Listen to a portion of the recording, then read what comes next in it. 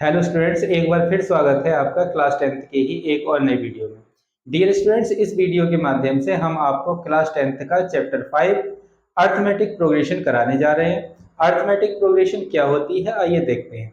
बच्चों, arithmetic progression को एक और दूसरे नाम यानी कि एपी के नाम से भी हम जानते हैं। एपी क्या है बच्चों? एपी जो होती है नंबर्स का एक सीक्वेंस होती है, यानी कि a sequence of numbers which have common difference is same, यानी कि नंबर्स का एक ऐसा सीक्वेंस जिसमें क्या हो, कॉमन डिफरेंस सेम रहे। जैसे हमने क्या ले लिया, नेचुरल नंबर्स का एक सेट ले लिया। तो नेचुरल नंबर्स में क्या होता है, natural number 1 2 3 4 5 6 and so on होते हैं। इसमें क्या रहता है कि 1 के बाद 2 आता है, 2 के बाद 3 आता है, 3 के बाद 4 आता है। इस तरीके से नंबर्स आते जाते हैं। तब हमने देखा कि 2 माइनस 1 करेंगे तो 1 आएगा, 3 माइनस 2 करेंगे फिर 1 आएगा, 4 माइनस 3 करेंगे तो फिर 1 आएगा। और इस तरीके से जब हम इन नंबरों को करते हैं तो वहां पर हम देख रहे होते हैं कि एक नंबर के बाद जो दूसरा नंबर आ रहा है, तो उन दोनों नंबरों में जो कॉमन डिफरेंस है वो कॉमन है। डिफरेंस क्या है? कॉमन है। तो इसी वजह से इस चैप्टर को हम क्या कहते हैं, इसको अर्थमेटिक प्रोग्रेशन कहते हैं। तो अर्थमेटिक प्रोग्रेशन में सबसे महत्वपूर्ण जो आपका एक टर्म होगा, वो टर्म क्या होगी? वो होगी common difference will be same. जब कॉमन डिफरेंस आपको किसी भी सीक्वेंस में सेम दिखाई देगा, तब आप कह रहे होंगे कि ये जो है वो क्या है, वो एक सीक्वेंस है। और कौन सा सीक्वेंस है? एपी का सीक्वेंस है।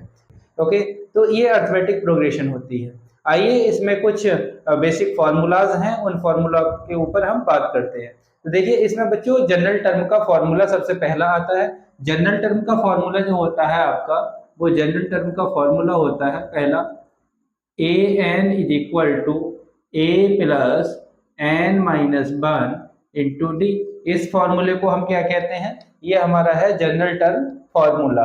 अब इसमें चीजें क्या है, जैसे ए एन आया, ए आया, एन आया और डी आया, इन एलिमेंटों के इंडिविजुअल नाम क्या होते हैं? तो सबसे पहले हम बात करेंगे इस ए की। ये जो ए होता है, ये ए होती है फर्स्ट टर्म। क्या होती है? ये होती है आपकी फर्स्ट टर्म। First term. अब फर्स्ट टर्म मीन्स क्या हुआ? जैसे हमने एक एपी बनाई, A1 comma A2 comma A3 comma A4, और इस तरीके से करते करते हम कहाँ तक चले गए? एन तक। तो ये फर्स्ट नंबर पहली पोजीशन पे जो आई है, ये फर्स्ट टर्म, ये सेकंड टर्म, ये थर्ड टर्म, ये फोर्थ टर्म, और करते करते हम जा रहे हैं कहाँ तक? एन टर्म तक। ये लास्ट टर्म जो है हमारी, वो क्या हो जाएगी? nth टर्म हो जाएगी। तो इसमें हमने कहा है कि ए क्या है? हमारी फर्स्ट टर्म, यानी कि इस वाली टर्म को, ये जो ए1 है, इस ए1 को हम क्या कह रहे हैं? ए कह रहे हैं। ये ए आपकी क्या हो जाएगी? फर्स्ट टर्म हो जाएगी। उसके बाद में ये बच्चों आपका डी। ये डी जो है, ये डी क्या होता है? डी होता है कॉमन डिफरेंस। क्या होता है ये आपका होता है कॉमन डिफरेंस। अब कॉमन डिफरेंस क्या हुआ बच्चों? कॉमन डिफरेंस जो होता है, जैसे ये सेकंड टर्म है ए2, ए2 में से जब आपको ए1 माइनस करना होगा तो आपको क्या मिल जाएगा? डी, यानी कि डिफरेंस मिल जाएगा। वैसे ही आप क्या करेंगे? ए3 माइनस जब ए2 करेंगे आपको, तब फिर से आपको क्या मिलेगा? डी मिलेगा। आप ए4 माइनस क्या करेंगे? ए3 करेंगे तो आपको फिर से डी मिल जाएगा। और ऐसे करते करते जब आप ए एन माइनस करेंगे, फिर से आपको क्या मिल जाएगा? डी मिल जाएगा। अगर आपको सभी में इस तरीके से करने से, यानी कि सेकंड टर्म में से फर्स्ट टर्म को माइनस करने पर कॉमन डिफरेंस सभी जगह आपको सेम मिल रहा है, तब आप कहेंगे कि वो आपकी एपी है।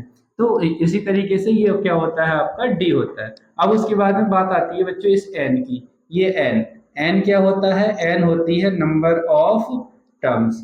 नंबर ऑफ टर्म्स होती है ये। नंबर ऑफ टर्म्स का मतलब ये हुआ कि ये जो आपको एक एपी दे रखी है, ये जो आपको सीक्वेंस दे रखा है जो कि एपी है, इस सीक्वेंस में कितनी टर्म है? जैसे ये 1 2 3 4 5 6, इस तरीके से जाते जाते कहाँ तक जा रही है? इसमें एन टर्म्स तक जा रही है। तो नंबर ऑफ टर्म्स इसके अंदर कितनी हो गई? एन हो गई। तो नंबर ऑफ टर्म्स क्या होती है? एन होती है। एन जो होती है उसको हम कहेंगे नंबर ऑफ टर्म्स। अब एक एलिमेंट और हमारा बचा जो कि है ए एन। ये ए एन क्या होता है? तो ए एन बच्चों होती है लास्ट टर्म। क्या होती है ये होती है आपकी लास्ट टर्म। इस ए एन को हम लास्ट टर्म कहते हैं। लास्ट टर्म का मतलब आप समझ रहे होंगे कि जो एपी के अंदर सबसे लास्ट में जो टर्म दे रखी है उसी को हम क्या कहेंगे, लास्ट टर्म कहेंगे, या उसको हम क्या कहेंगे, nth टर्म कह सकते हैं। ठीक है, तो ये आपका बेसिक इसका इंफॉर्मेशन थी। और इस बेसिक इंफॉर्मेशन में ये जो आपका फॉर्मूला है जो कि जनरल टर्म के फॉर्मूले के नाम से जाना जाता है, ये बहुत ही इंपॉर्टेंट फॉर्मूला है। पहली एक्सरसाइज में और दूसरी एक्सरसाइज में यही फॉर्मूला आपका काम करने वाला है। तो आइए बच्चों, अब चलते हैं हम एक्सरसाइज 5.1 पर और देखते हैं कि इसमें क्या दिया है।